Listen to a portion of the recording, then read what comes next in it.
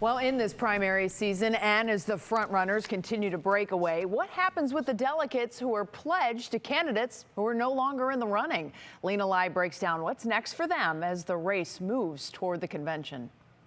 Pete Buttigieg and Amy Klobuchar are leaving 26 and 7 delegates on the table. So what happens to the 33 delegates? It's important to note that these two candidates suspended their campaign. They did not withdraw. That means they have some say over where their pledged delegates go, or really where they don't go. Buttigieg made it clear he is not a Sanders fan. I share his ideals, but I also believe that we must make promises we can keep in this election. Because delegates are expected to, quote, in all good conscience reflect the sentiments of those who elected them, the endorsements for Biden are important. However, it's important to note that it is not binding. Unlike the Republican Party, the pledged delegates are in no way obligated to follow their directions, and other candidates can try to woo them.